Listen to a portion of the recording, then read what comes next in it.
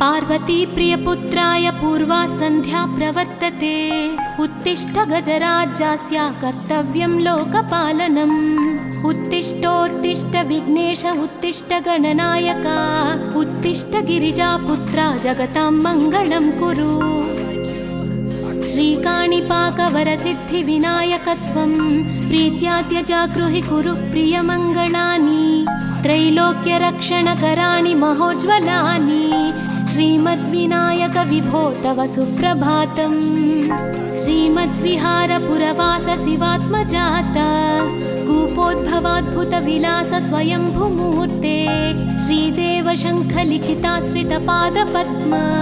श्रीमद्विनायक विभो तव सुप्रभातम्। श्रीनारिकेळवनशोभितपुष्टिगात्र क्षीराभिषिक्त शुभविग्रह तत्त्वमूर्ते। दिव्याङ्गमूषिक सुवाहन मोदरूप। श्रीमद्विनायक विभो तव सुप्रभातम्। श्रीकाणिपाकवरभूतलवास तुष्ट हे आदिपूज्य अरुणारुण भानुतेज। प्राचीदिशाम्बरमिदं रविकान्तिनिष्ठं। श्रीमद्विनायक विभो तव सुप्रभातम्। श्रीबाहुदा शुभतरङ्ग सुबाहुदत्त सुस्निग्ध शीतलकणानपि सङ्गृहीत्य प्रभातवायुरिह यास्यति सेवनाय। श्रीमद्विनायक विभो तव सुप्रभातम्। गौरीकराम्बुजसुलालित दिव्यवक्त्र श्रीकण्ठमानसमुदाकरमोदरूप। कैलासशैलशिखरस्थित बालभानो श्रीमद्गणेश्वर विभो तव सुप्रभातम्। दूर्वाङ्कुराणि जलजानि सुपुष्पकाणि बिल्वानि पूजनविधौ च सुसज्जितानि। नित्यार्चनोत्सुकमदोत्कटवारणास्य श्रीमद्गणेश्वर विभो तव सुप्रभातम्। हृत्कूपमध्य समुपस्थितचित्स्वरूप कूटस्थतत्त्वमिदमेव हि बोधनेन त्वामत्र भासि विदधासि समस्तशोभान्। श्रीमद्गणेश्वर विभो तव सुप्रभातम्। श्रीमुद्गलाख्यमुनिसन्नुत सच्चरित्र वासिष्ठकृत्समदमुख्य ऋषीश्वरीत्या वेदोक्तदेवगणमन्त्रगणादिनाथ। श्रीमद्गणेश्वर विभो तव सुप्रभातम्। ऋग्वेदकीर्तितगणाधिपज्येष्ठराज त्वं ब्रह्मणस्पतिरिति प्रकटीकृतोऽसि। आधर्वशीर्षमनुमन्त्रित दिव्यमूर्ते श्रीमद्गणेश्वर विभो तव सुप्रभातम्। ब्रह्मादिदेव परिकीर्तित वेदपाठाः त्वच्छूर्पकर्णकुहरौ प्रविशन्ति देवाः। श्रुत्याधुनैव परिपालय धर्मसङ्घान्। श्रीवल्लभेश भगवन् तव सुप्रभातम्। हेरम्बलम्ब जठराद्भुत दिव्यगात्र प्रारम्भपूजनमिदं दयया गृहीत्वा सर्वाशुभानि परिनाशय सर्वपुत्र। श्रीवल्लभेश भगवन् तव सुप्रभातम्। भानुदयेन न हि दृश्यति चन्द्रबिम्बं त्वत्फालदेश शशिरेव विभाति नित्यं। सत्यस्वरूप निगमागम सन्नुताङ्घ्रे श्रीवल्लभेश भगवन् तव सुप्रभातम्। कालाग्निरुद्रसुतकालनियामकत्वं कालानुकूलफलदोऽसि कलामयोऽसि। कल्याणकारक कलाधर शेखरोऽसि। श्रीवल्लभेश भगवन् तव सुप्रभातम्। उग्रस्वरूप रिपुनाशक उग्रपुत्र सौम्योऽसि सोमविनुतोऽसि प्रशान्तरूप। सर्वेश सर्वफलकारक सर्वमूर्ते श्रीवल्लभेश भगवन् तव सुप्रभातम्। दारिद्र्यदुःखभयभञ्जन दक्ष स्वामिन् तारुण्यविग्रह धनादिफलप्रदायिन्। लावण्यमञ्जुलकलान्वितरञ्जितास्य हे विघ्ननाथ भगवन् तव सुप्रभातम्। गम्भीजतुष्टगणराजगकार गान्धर्वगानपरिवर्तितनादमूर्ते गाङ्गेयगण्यगणिताधिककलास्वरूप श्रीमद्विनायक विभो तव सुप्रभातम्। मूलादिचक्रनिलयोच्युतयोगमूर्ते त्वामादिदेवमनुचिन्त्य तरन्ति भक्ताः रागादिदोषपरिहारक वेदवेद्या हे विघ्ननाथ भगवन् तव सुप्रभातम्। लक्ष्म्यादिशक्तियुत शक्ति गणेश्वरोऽसि दिव्याक्षरोऽसि शुभमन्त्र विराजितोऽसि तन्त्रादिभिर्नुतनतेष्टत वल्लभेश हे विघ्ननाथ भगवन् तव सुप्रभातम्। नागोपवीतधरनाथ विनोदचित्त नागास्य नाशित महाघनतानुरक्त आनन्दतुन्दिलतनो बहिरान्तरस्थ हे विघ्ननाथ भगवन् तव सुप्रभातम्। भद्रे भवक्त्र नवभद्रद भद्रतेज रुद्रप्रियात्मज मदद्रव शक्तियुक्त आद्रीशजा मधुरवत्सलता निधान हे विघ्ननाथ भगवन् तव सुप्रभातम्। सर्वार्थसिद्धिफलदायक बुद्धिदायिन् विघ्नात्रिवज्र परिपूज्य चतुर्थी काले भद्रं पदं दिशसि भक्तगणार्थितोऽसि हे विघ्ननाथ भगवन् तव सुप्रभातम्। बालादिभव्य बहुरूपधरोऽसि देव चिन्तामणिस्त्वमसि सर्वफलप्रदोऽसि त्वन्नाम दिव्यमणिरस्ति जगद्धिताय हे विघ्ननाथ भगवन् तव सुप्रभातम्।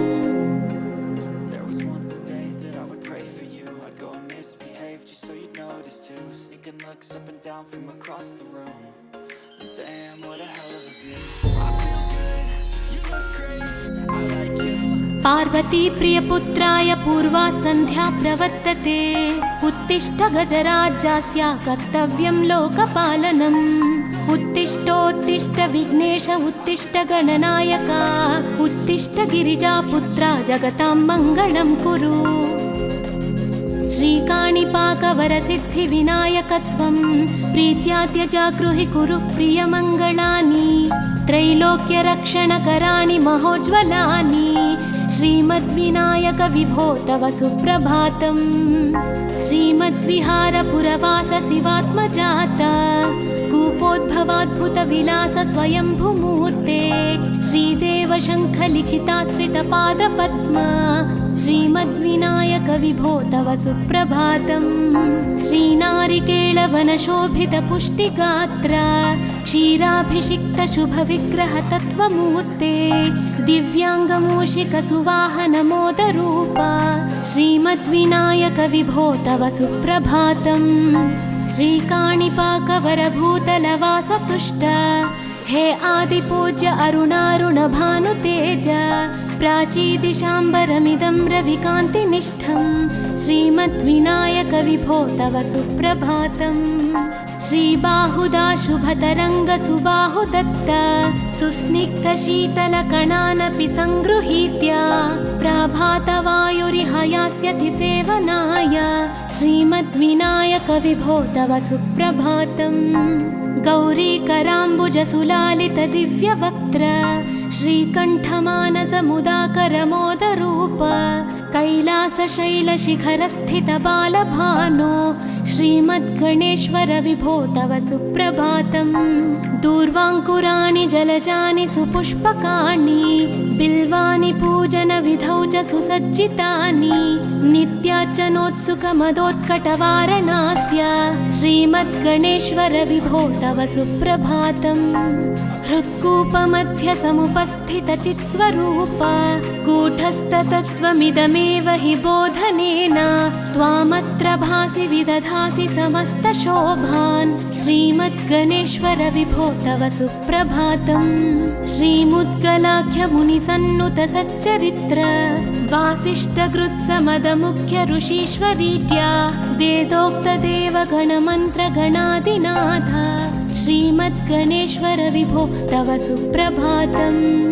ऋग्वेदकीर्तितगणाधिपज्येष्ठराज त्वं ब्रह्मणस्पतिरिति प्रकटीकृतोऽसि आधर्वशीर्षमनुमन्त्रित दिव्यमूर्ते श्रीमद्गणेश्वर विभो तव सुप्रभातम्।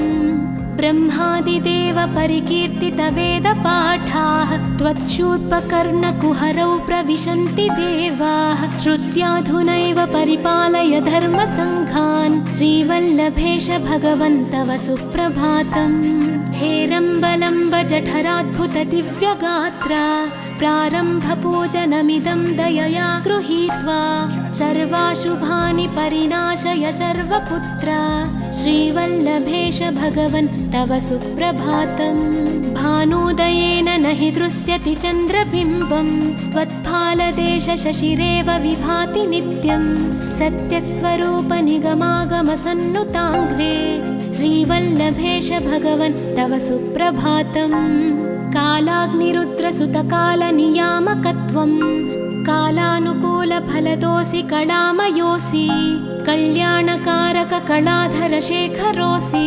श्रीवल्लभेश भगवन् तव सुप्रभातम् उग्रस्वरूप रिपुनाशक उग्रपुत्र सौम्योऽसि सोमविनुतोऽसि प्रशान्तरूप सर्वेश सर्वफलकारक सर्वमूर्ते श्रीवल्लभेश भगवन् तव सुप्रभातम् दारिद्र्यदुःखभयभञ्जन दक्ष स्वामिन् तारुण्यविग्रहधनादिफलप्रदायिन् लावण्यमञ्जुलकलान्वितरञ्जितास्य हे विघ्ननाथ भगवन् तव सुप्रभातम् गम्भीजतुष्टगणराजगकार पूज्य गान्धर्वगानपरिवर्तितनादमूर्ते गाङ्गेयगण्यगणिताधिककलास्वरूप श्रीमद्विनायक विभो तव सुप्रभातम् मूलादिचक्रनिलयोच्युतयोगमूर्ते त्वामादिदेवमनुचिन्त्य तरन्ति भक्ताः रागादिदोषपरिहारक वेदवेद्या हे विघ्ननाथ भगवन् तव सुप्रभातम् लक्ष्म्यादिशक्तियुतशक्ति गणेश्वरोऽसि दिव्याक्षरोऽसि शुभमन्त्रविराजितोऽसि तन्त्रादिभिर्नुतनतेष्टत वल्लभेश हे विघ्ननाथ भगवन् तव सुप्रभातम् नागोपवीतधरनाथ विनोदचित्त नागास्य नाशित महाघनतानुरक्त आनन्दतुन्दिलतनो बहिरान्तरस्थ हे विघ्ननाथ भगवन् तव सुप्रभातम् भद्रे भवक्त्र नवभद्रद भद्रतेज रुद्रप्रियात्मज मदद्रव शक्तियुक्त आद्रीशजा मधुरवत्सलता निधान हे विघ्ननाथ भगवन् तव सुप्रभातम् सर्वार्थसिद्धिफलदायक बुद्धिदायिन् विघ्नात्रिवज्र परिपूज्य चतुर्थी काले भद्रं पदं दिशसि भक्तगणार्थितोऽसि हे विघ्ननाथ भगवन् तव सुप्रभातम् बालादिभव्य बहुरूपधरोऽसि देव चिन्तामणिस्त्वमसि सर्वफलप्रदोऽसि त्वन्नाम दिव्यमणिरस्ति जगद्धिताय हे विघ्ननाथ भगवन् तव सुप्रभातम्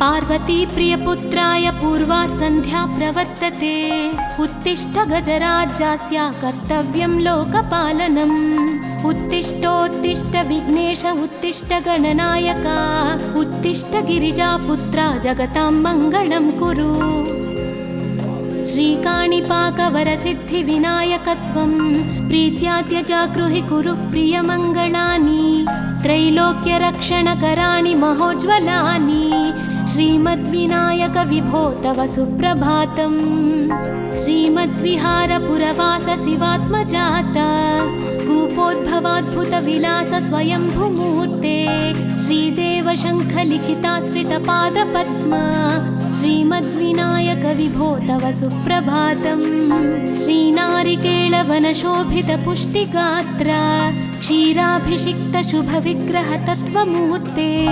दिव्याङ्गमूषिकसुवाहनमोदरूप श्रीमद्विनायक विभो तव सुप्रभातम् श्रीकाणिपाकवरभूतलवासतुष्ट हे आदिपूज्य अरुणारुणभानुतेज प्राचीदिशाम्बरमिदं रविकान्तिनिष्ठं श्रीमद्विनायक विभो तव सुप्रभातम्। श्रीबाहुदा शुभतरङ्गसुबाहुदत्त सुस्निग्धशीतलकणानपि सङ्गृहीत्य प्रभातवायुरिह यास्यति सेवनाय श्रीमद्विनायक विभो तव सुप्रभातम्। गौरीकराम्बुजसुलालितदिव्यवक्त्र श्रीकण्ठमानसमुदाकरमोदरूप कैलासशैलशिखरस्थितबालभानो श्रीमद्गणेश्वर विभो तव सुप्रभातम्। दूर्वाङ्कुराणि जलजानि सुपुष्पकाणि बिल्वानि पूजनविधौ च सुसज्जितानि नित्यार्चनोत्सुकमदोत्कटवारणास्य श्रीमद्गणेश्वर विभो तव सुप्रभातम्। हृत्कूपमध्यसमुपस्थितचित्स्वरूप कूटस्थतत्त्वमिदमेव हि बोधनेन त्वामत्र भासि विदधासि समस्तशोभान् श्रीमद्गणेश्वर विभो तव सुप्रभातम्।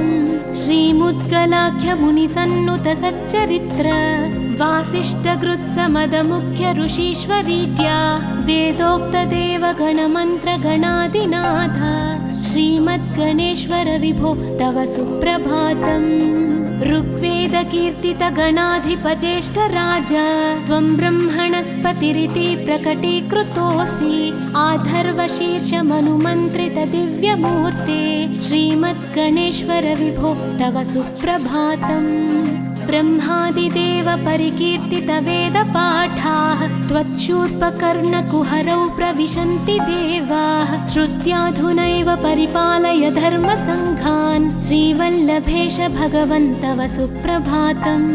हेरम्बलम्ब जठराद्भुतदिव्यगात्रा प्रारम्भपूजनमिदं दयया गृहीत्वा सर्वाशुभानि परिनाशय सर्वपुत्र श्रीवल्लभेश भगवन् तव सुप्रभातम्।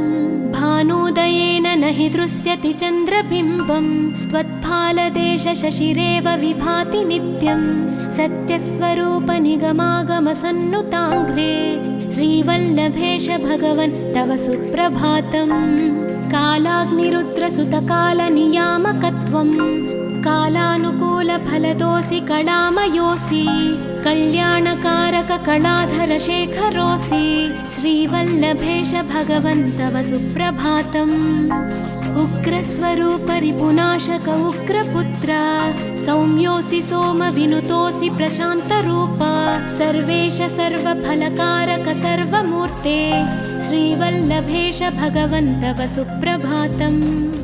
दारिद्र्यदुःखभयभञ्जन दक्ष स्वामिन् तारुण्यविग्रहधनादिफलप्रदायिन् लावण्यमञ्जुलकलान्वितरञ्जितास्य हे विघ्ननाथ भगवन् तव सुप्रभातम्। गम्भीरतुष्टगणराजगकार पूज्य गान्धर्वगानपरिवर्तितनादमूर्ते गाङ्गेयगण्यगणिताधिककलास्वरूप श्रीमद्विनायक विभो तव सुप्रभातम्। मूलादिचक्रनिलयोच्युतयोगमूर्ते त्वामादिदेवमनुचिन्त्य तरन्ति भक्ताः रागादिदोषपरिहारकवेदवेद्या हे विघ्ननाथ भगवन् तव सुप्रभातम्। लक्ष्म्यादिशक्तियुतशक्तिगणेश्वरोऽसि दिव्याक्षरोऽसि शुभमन्त्रविराजितोऽसि तन्त्रादिभिर्नुतनतेष्टतवल्लभेश हे विघ्ननाथ भगवन् तव सुप्रभातम्। नागोपवीतधरनाथ विनोदचित्त नागास्य नाशित महाघनतानुरक्त आनन्दतुन्दिलतनो बहिरान्तरस्थ हे विघ्ननाथ भगवन् तव सुप्रभातम्। भद्रे भवक्त्र नवभद्रद भद्रतेज रुद्रप्रियात्मज मदद्रव शक्तियुक्त आद्रीशजा मधुरवत्सलता निधान हे विघ्ननाथ भगवन् तव सुप्रभातम्। सर्वार्थसिद्धिफलदायक बुद्धिदायिन् विघ्नात्रिवज्र परिपूज्य चतुर्थी काले भद्रं पदं दिशसि भक्तगणार्थितोऽसि हे विघ्ननाथ भगवन् तव सुप्रभातम् बालादिभव्य बहुरूपधरोऽसि देव चिन्तामणिस्त्वमसि सर्वफलप्रदोऽसि त्वन्नाम दिव्यमणिरस्ति जगद्धिताय हे विघ्ननाथ भगवन् तव सुप्रभातम्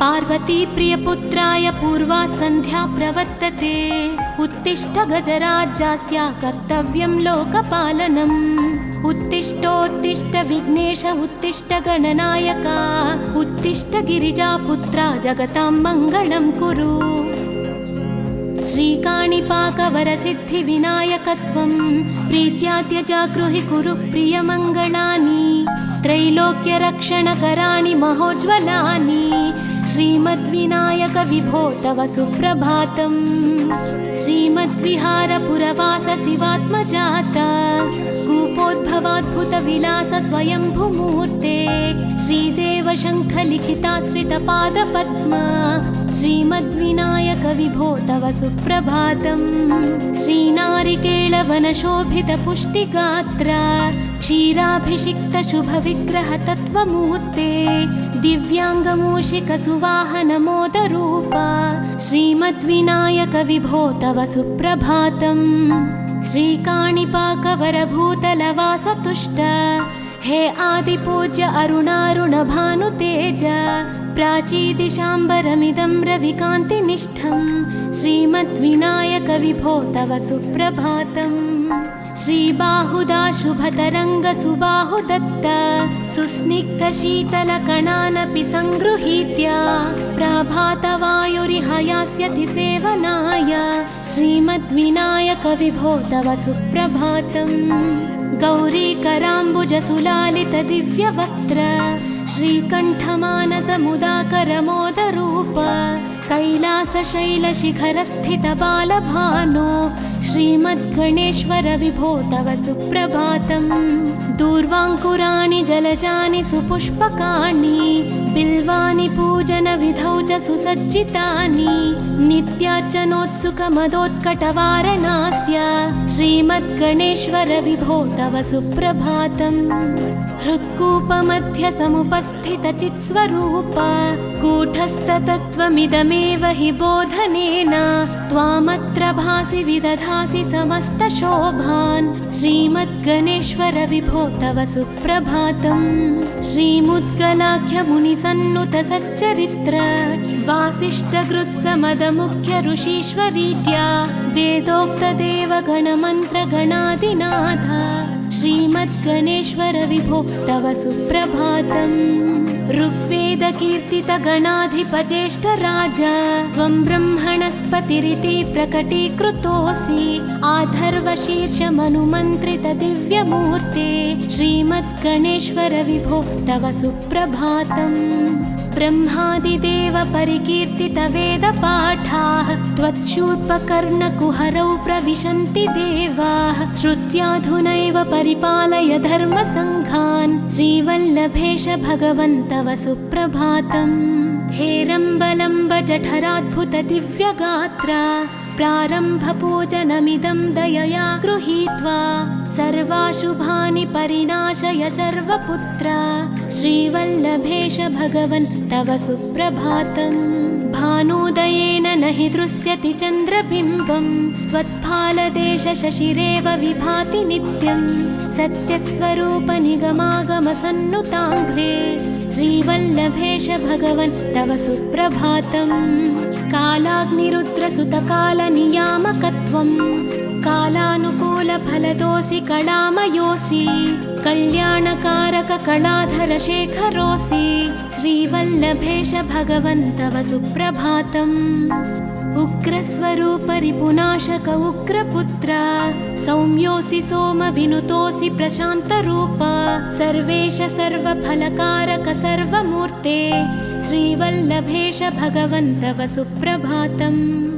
दारिद्र्यदुःखभयभञ्जन दक्ष स्वामिन् तारुण्यविग्रहधनादिफलप्रदायिन् लावण्यमञ्जुलकलान्वितरञ्जितास्य हे विघ्ननाथ भगवन् तव सुप्रभातम्। गम्भीरतुष्टगणराजगकार पूज्य गान्धर्वगानपरिवर्तितनादमूर्ते गाङ्गेयगण्यगणिताधिककलास्वरूप श्रीमद्विनायक विभो तव सुप्रभातम्। मूलादिचक्रनिलयोच्युतयोगमूर्ते त्वामादिदेवमनुचिन्त्य तरन्ति भक्ताः रागादिदोषपरिहारकवेदवेद्या हे विघ्ननाथ भगवन् तव सुप्रभातम्। लक्ष्म्यादिशक्तियुतशक्तिगणेश्वरोऽसि दिव्याक्षरोऽसि शुभमन्त्रविराजितोऽसि तन्त्रादिभिर्नुतनतेष्टतवल्लभेश हे विघ्ननाथ भगवन् तव सुप्रभातम्। नागोपवीतधरनाथ विनोदचित्त नागास्य नाशित महाघनतानुरक्त आनन्दतुन्दिलतनो बहिरान्तरस्थ हे विघ्ननाथ भगवन् तव सुप्रभातम्। भद्रे भवक्त्र नवभद्रद भद्रतेज रुद्रप्रियात्मज मदद्रव शक्तियुक्त आद्रीशजा मधुरवत्सलता निधान हे विघ्ननाथ भगवन् तव सुप्रभातम्। सर्वार्थसिद्धिफलदायक बुद्धिदायिन् विघ्नाद्रिवज्रपरिपूज्य चतुर्थीकाले भद्रं पदं दिशसि भक्तगणार्थितोऽसि हे विघ्ननाथ भगवन् तव सुप्रभातम्। बालादिभव्य बहुरूपधरोऽसि देव चिन्तामणिस्त्वमसि सर्वफलप्रदोऽसि त्वन्नाम दिव्यमणिरस्ति जगद्धिताय हे विघ्ननाथ भगवन् तव सुप्रभातम्।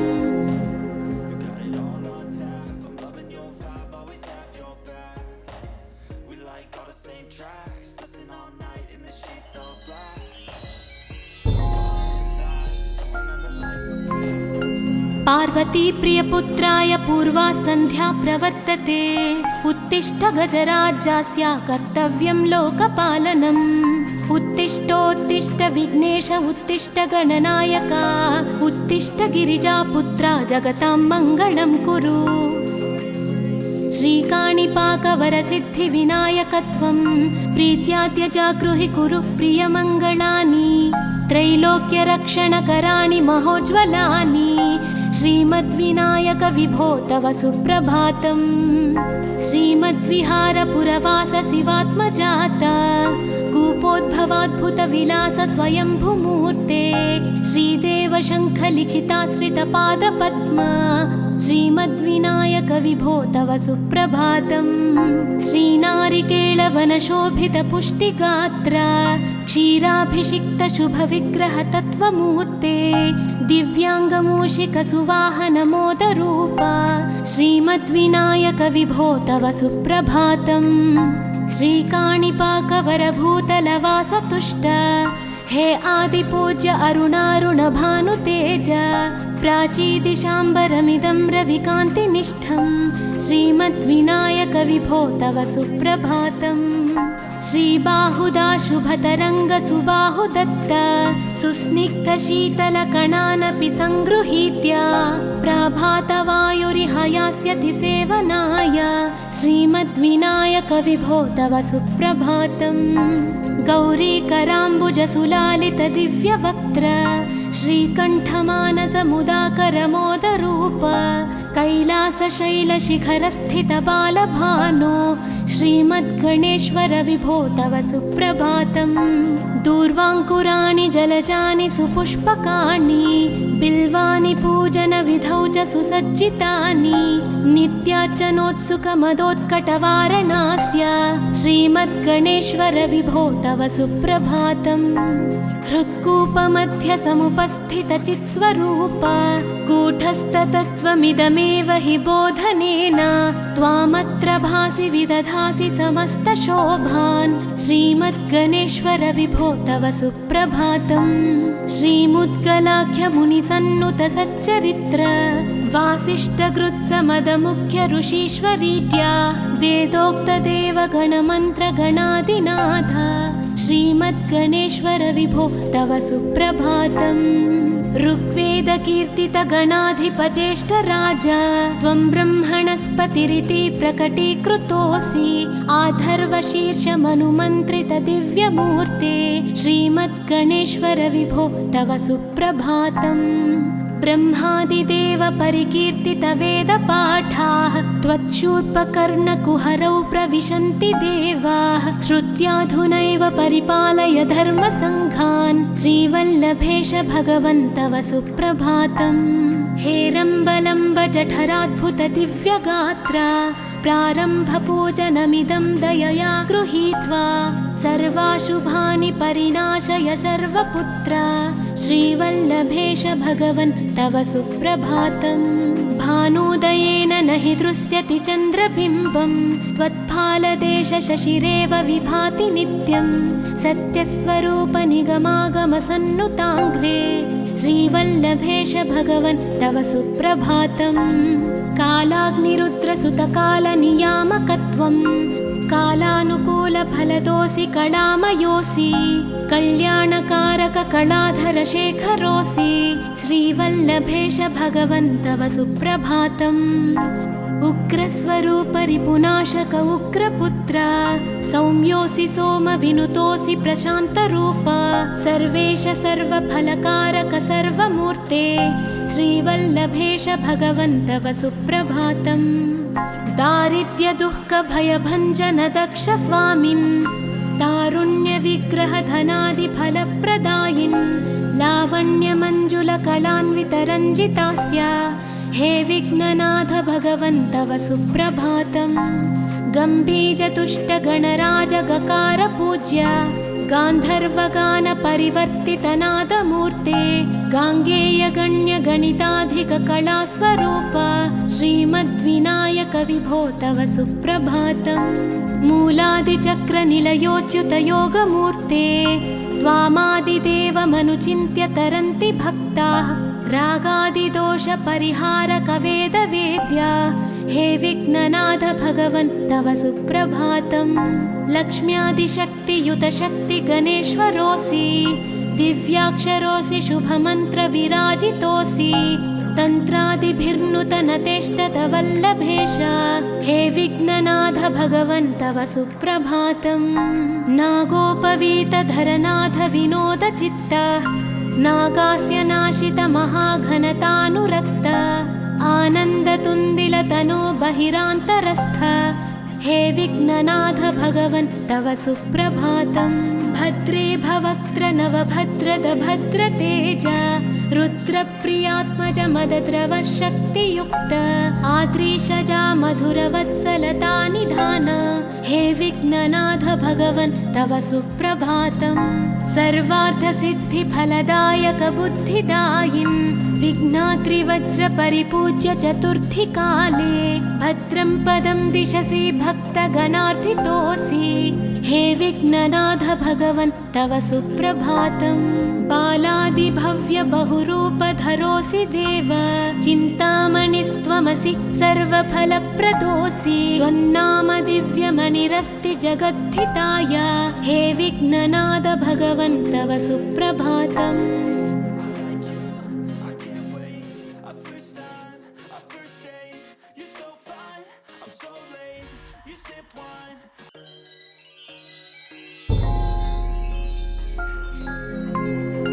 पार्वती प्रियपुत्राय पूर्वा सन्ध्या प्रवर्तते उत्तिष्ठ गजराज्यस्य कर्तव्यं लोकपालनम् उत्तिष्ठोत्तिष्ठ विघ्नेश उत्तिष्ठ गणनायक उत्तिष्ठ गिरिजापुत्रा जगतां मङ्गलं कुरु श्रीकाणिपाकवरसिद्धिविनायकत्वं प्रीत्याद्य जागृहि कुरु प्रियमङ्गलानि त्रैलोक्यरक्षणकराणि महोज्ज्वलानि श्रीमद्विनायक विभो तव सुप्रभातम् श्रीमद्विहारपुरवास शिवात्मजात कूपोद्भवाद्भुत विलास स्वयंभूमूर्ते श्रीदेव शङ्खलिखिताश्रितपादपद्मा श्रीमद्विनायक विभो तव सुप्रभातम्। श्रीनारिकेळवनशोभितपुष्टिगात्र क्षीराभिषिक्तशुभविग्रह तत्त्वमूर्ते दिव्याङ्गमूषिकसुवाहनमोदरूप श्रीमद्विनायक विभो तव सुप्रभातम्। श्रीकाणिपाकवरभूतलवासतुष्ट हे आदिपूज्य अरुणारुणभानुतेज प्राचीदिशाम्बरमिदं रविकान्तिनिष्ठं श्रीमद्विनायक विभो तव सुप्रभातम्। श्रीबाहुदाशुभतरङ्गसुबाहुदत्त सुस्निग्धशीतलकणानपि सङ्गृहीत्य प्रभातवायुरिहयास्यति सेवनाय श्रीमद्विनायक विभो तव सुप्रभातम्। गौरीकराम्बुजसुलालितदिव्यवक्त्र श्रीकण्ठमानसमुदाकरमोदरूप कैलासशैलशिखरस्थितबालभानो श्रीमद्गणेश्वर विभो तव सुप्रभातम्। दूर्वाङ्कुराणि जलजानि सुपुष्पकाणि बिल्वानि पूजनविधौ च सुसज्जितानि नित्यार्चनोत्सुकमदोत्कटवारणास्य श्रीमद्गणेश्वर विभो तव सुप्रभातम्।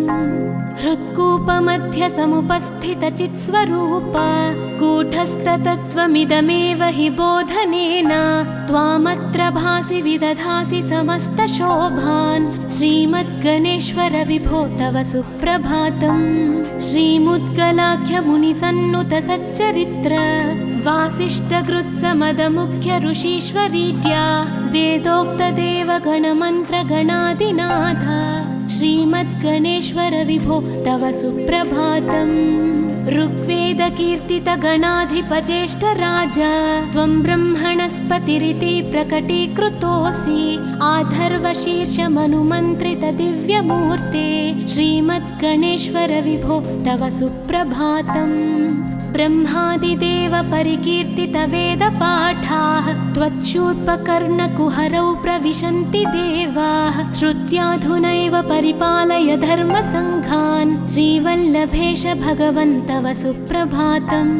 हेरम्बलम्ब जठराद्भुत दिव्यगात्र प्रारम्भपूजनमिदं दयया गृहीत्वा सर्वाशुभानि परिणाशय सर्वपुत्र श्रीवल्लभेश भगवन् तव सुप्रभातम्। भानुदयेन न हि दृश्यति चन्द्रबिम्बं त्वत्फालदेश शशिरेव विभाति नित्यं सत्यस्वरूप निगमागमसन्नुताङ्घ्रे श्रीवल्लभेश भगवन् तव सुप्रभातम्।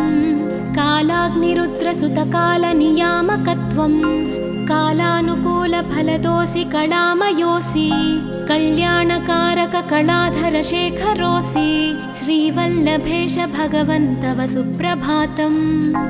उग्रस्वरूपरिपुनाशक उग्रपुत्र सौम्योऽसि सोमविनुतोऽसि प्रशान्तरूप सर्वेश सर्वफलकारक सर्वमूर्ते श्रीवल्लभेश भगवन् तव सुप्रभातम्।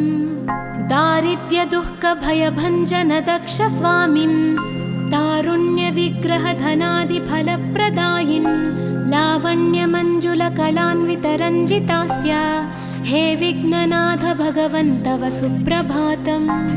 गम्भीजतुष्टगणराजगकार गान्धर्वगानपरिवर्तितनादमूर्ते गाङ्गेयगण्यगणिताधिककलास्वरूप श्रीमद्विनायक विभो तव सुप्रभातम्।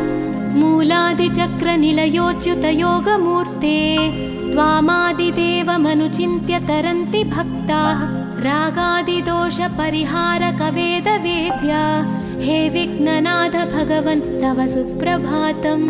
लक्ष्म्यादिशक्तियुतशक्तिगणेश्वरोऽसि दिव्याक्षरोऽसि शुभमन्त्रविराजितोऽसि तन्त्रादिभिर्नुतनतेष्टतवल्लभेश हे विघ्ननाथ भगवन् तव सुप्रभातम्।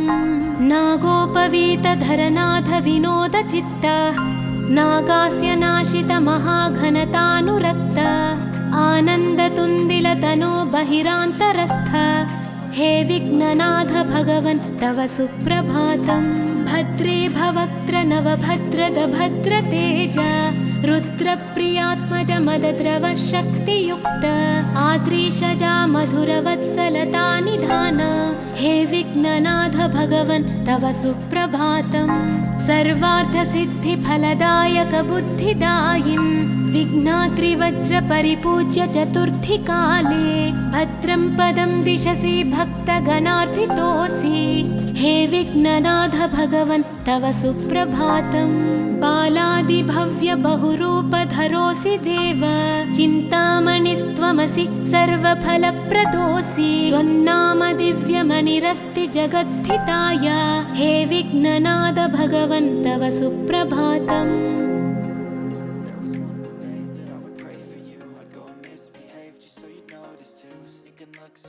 From across the room, damn, what a hell of a view. Parvati प्रियपुत्राय पूर्वा सन्ध्या प्रवर्तते उत्तिष्ठ गजराज्यस्य कर्तव्यं लोकपालनम् उत्तिष्ठोत्तिष्ठ विघ्नेश उत्तिष्ठ गणनायका उत्तिष्ठ गिरिजापुत्रा जगतां मङ्गलं कुरु श्रीकाणिपाकवरसिद्धिविनायकत्वं प्रीत्याद्य जागृहि कुरु प्रियमङ्गलानि त्रैलोक्यरक्षणकराणि महोज्ज्वलानि श्रीमद्विनायक विभो तव सुप्रभातम् श्रीमद्विहारपुरवास शिवात्मजाता कूपोद्भवाद्भुतविलास स्वयंभुमूर्ते श्रीदेव शङ्खलिखिताश्रितपादपद्मा श्रीमद्विनायक विभो तव सुप्रभातम् श्रीनारिकेळवनशोभितपुष्टिगात्र क्षीराभिषिक्त शुभविग्रह तत्त्वमूर्ते दिव्याङ्गमूषिक सुवाहन मोदरूपा श्रीमद्विनायक विभो तव सुप्रभातम् श्रीकाणिपाकवरभूतलवासतुष्ट हे आदिपूज्य अरुणारुण भानुतेज प्राचीदिशाम्बरमिदं रविकान्तिनिष्ठं श्रीमद्विनायक विभो तव सुप्रभातम् श्रीबाहुदा शुभतरङ्ग सुबाहुदत्त सुस्निग्धशीतलकणानपि सङ्गृहीत्य प्राभातवायुरिह यास्यति सेवनाय श्रीमद्विनायक विभो तव सुप्रभातम् गौरीकराम्बुजसुलालित दिव्यवक्त्र श्रीकण्ठमानसमुदाकरमोदरूप कैलासशैलशिखरस्थित बालभानो श्रीमद्गणेश्वर विभो तव सुप्रभातम् दूर्वाङ्कुराणि जलजानि सुपुष्पकाणि बिल्वानि पूजनविधौ च सुसज्जितानि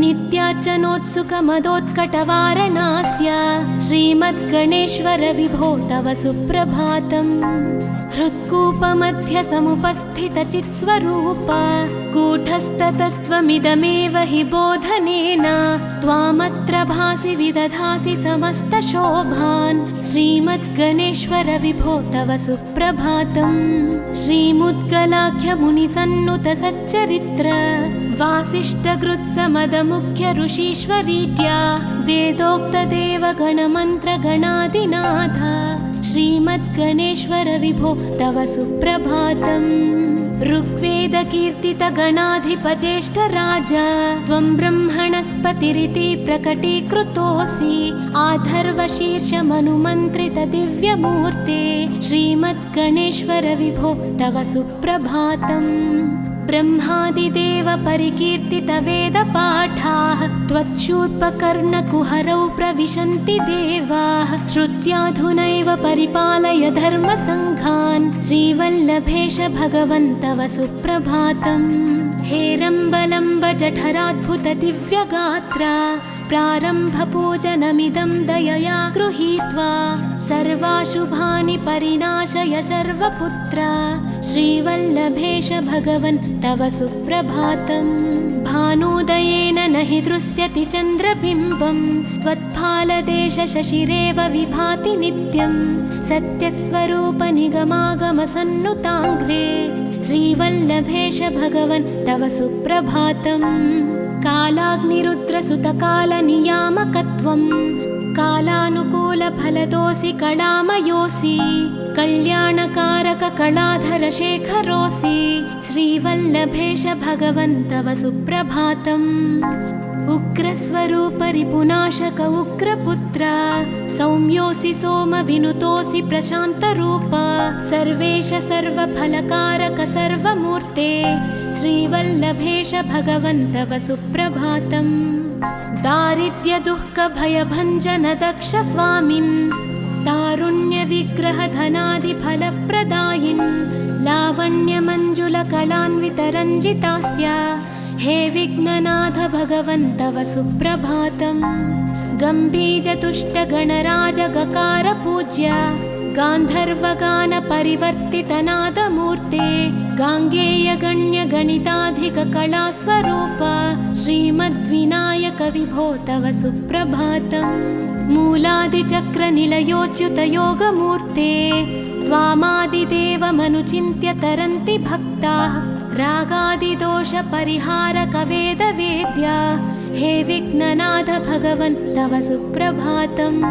लक्ष्म्यादिशक्तियुत शक्ति गणेश्वरोऽसि दिव्याक्षरोऽसि शुभमन्त्रविराजितोऽसि तन्त्रादिभिर्नुतनतेष्टत वल्लभेश हे विघ्ननाथ भगवन् तव सुप्रभातम् नागोपवीतधरनाथ विनोदचित्त नागास्य नाशित महाघनतानुरक्त आनन्दतुन्दिलतनो बहिरान्तरस्थ हे विघ्ननाथ भगवन् तव सुप्रभातम् भद्रे भवक्त्र नवभद्रद भद्रतेज रुद्रप्रियात्मज मदद्रव शक्तियुक्त आद्रीशजा मधुरवत्सलता निधान हे विघ्ननाथ भगवन् तव सुप्रभातम् सर्वार्थसिद्धिफलदायक बुद्धिदायिन् विघ्नात्रिवज्रपरिपूज्य चतुर्थी काले भद्रं पदं दिशसि भक्तगणार्थितोऽसि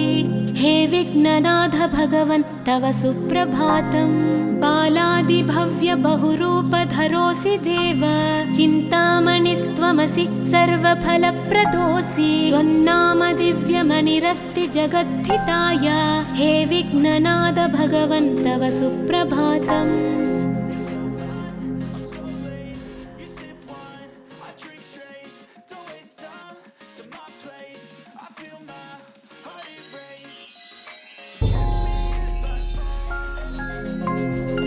पार्वती प्रियपुत्राय पूर्वा सन्ध्या प्रवर्तते उत्तिष्ठ गजराज्यस्य कर्तव्यं लोकपालनम् उत्तिष्ठोत्तिष्ठ विघ्नेश उत्तिष्ठ गणनायक उत्तिष्ठ गिरिजापुत्रा जगतां मङ्गलं कुरु श्रीकाणिपाकवरसिद्धिविनायकत्वं प्रीत्याद्य जागृहि कुरु प्रियमङ्गलानि त्रैलोक्यरक्षणकराणि महोज्ज्वलानि श्रीमद्विनायक विभो तव सुप्रभातम् श्रीमद्विहारपुरवास शिवात्मजात कूपोद्भवाद्भुतविलास स्वयंभुमूर्ते श्रीदेव शङ्खलिखिताश्रितपादपद्मा श्रीमद्विनायक विभो तव सुप्रभातम् श्रीनारिकेळवनशोभितपुष्टिगात्र क्षीराभिषिक्त शुभविग्रह तत्त्वमूर्ते दिव्याङ्गमूषिकसुवाहनमोदरूप श्रीमद्विनायक विभो तव सुप्रभातम् श्रीकाणिपाकवरभूतलवासतुष्ट हे आदिपूज्य अरुणारुणभानुतेज प्राचीदिशाम्बरमिदं रविकान्तिनिष्ठं श्रीमद्विनायक विभो तव सुप्रभातम् श्रीबाहुदा शुभतरङ्गसुबाहुदत्त सुस्निग्धशीतलकणानपि सङ्गृहीत्य प्रभातवायुरिहयास्यति सेवनाय श्रीमद्विनायक विभो तव सुप्रभातम् गौरीकराम्बुजसुलालितदिव्यवक्त्र श्रीकण्ठमानसमुदाकरमोदरूप कैलासशैलशिखरस्थितबालभानो श्रीमद्गणेश्वर विभो तव सुप्रभातम् दूर्वाङ्कुराणि जलजानि सुपुष्पकाणि बिल्वानि पूजनविधौ च सुसज्जितानि नित्यार्चनोत्सुकमदोत्कटवारणास्य श्रीमद् श्रीमद्गणेश्वर विभो तव सुप्रभातम्।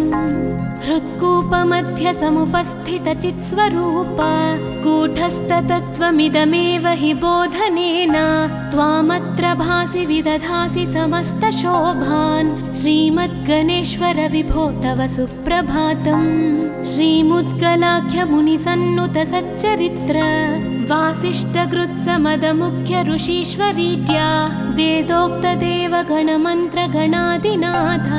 श्रीमद्गणेश्वर विभो तव सुप्रभातम्। ऋग्वेदकीर्तितगणाधिपज्येष्ठराज त्वं ब्रह्मणस्पतिरिति प्रकटीकृतोऽसि। आधर्वशीर्षमनुमन्त्रित दिव्यमूर्ते श्रीमद्गणेश्वर विभो तव सुप्रभातम्। ब्रह्मादिदेव परिकीर्तित वेदपाठाः त्वच्छूर्पकर्णकुहरौ प्रविशन्ति देवाः। श्रुत्याधुनैव परिपालय धर्मसङ्घान्। श्रीवल्लभेश भगवन् तव सुप्रभातम्। हेरम्बलम्ब जठराद्भुत दिव्यगात्रा प्रारम्भपूजनमिदं दयया गृहीत्वा सर्वाशुभानि परिनाशय सर्वपुत्र। श्रीवल्लभेश भगवन् तव सुप्रभातम्। भानुदयेन न हि दृश्यति चन्द्रबिम्बं त्वत्फालदेश शशिरेव विभाति नित्यं। सत्यस्वरूप निगमागमसन्नुताङ्घ्रे श्रीवल्लभेश भगवन् तव सुप्रभातम्। कालाग्निरुद्रसुतकालनियामकत्वं कालानुकूलफलदोऽसि कलामयोऽसि। कल्याणकारक कलाधर शेखरोऽसि। श्रीवल्लभेश भगवन् तव सुप्रभातम्। उग्रस्वरूप रिपुनाशक उग्रपुत्र सौम्योऽसि सोमविनुतोऽसि प्रशान्तरूप। सर्वेश सर्वफलकारक सर्वमूर्ते श्रीवल्लभेश भगवन् तव सुप्रभातम्। दारिद्र्यदुःखभयभञ्जन दक्ष स्वामिन् तारुण्यविग्रह धनादिफलप्रदायिन्। लावण्यमञ्जुलकलान्वितरञ्जितास्य हे विघ्ननाथ भगवन् तव सुप्रभातम्। गम्भीरतुष्टगणराज गकार पूज्य गान्धर्वगान परिवर्तितनादमूर्ते गाङ्गेयगण्य गणिताधिक कलास्वरूप श्रीमद्विनायक विभो तव सुप्रभातम्। मूलादिचक्र निलयोच्युत योगमूर्ते त्वामादिदेवमनुचिन्त्य तरन्ति भक्ताः। रागादिदोष परिहारक वेदवेद्या हे विघ्ननाथ भगवन् तव सुप्रभातम्। लक्ष्म्यादिशक्तियुत शक्ति गणेश्वरोऽसि। दिव्याक्षरोऽसि शुभमन्त्र विराजितोऽसि। तन्त्रादिभिर्नुत नतेष्टत वल्लभेश हे विघ्ननाथ भगवन् तव सुप्रभातम्। नागोपवीतधरनाथ विनोद चित्त नागास्य नाशित महाघनतानुरक्त। आनन्दतुन्दिलतनो बहिरान्तरस्थ हे विघ्ननाथ भगवन् तव सुप्रभातम्। भद्रे भवक्त्र नवभद्रद भद्रतेज रुद्रप्रियात्मज मदद्रव शक्तियुक्त। आद्रीशजा मधुरवत्सलता निधान हे विघ्ननाथ भगवन् तव सुप्रभातम्। सर्वार्थसिद्धिफलदायक बुद्धिदायिन् विघ्नाद्रिवज्र परिपूज्य चतुर्थी काले भद्रं पदं दिशसि भक्तगणार्थितोऽसि हे विघ्ननाथ भगवन् तव सुप्रभातम्। बालादिभव्य बहुरूपधरोऽसि देव चिन्तामणिस्त्वमसि सर्वफलप्रदोऽसि। त्वन्नाम दिव्यमणिरस्ति जगद्धिताय हे विघ्ननाथ भगवन् तव सुप्रभातम्।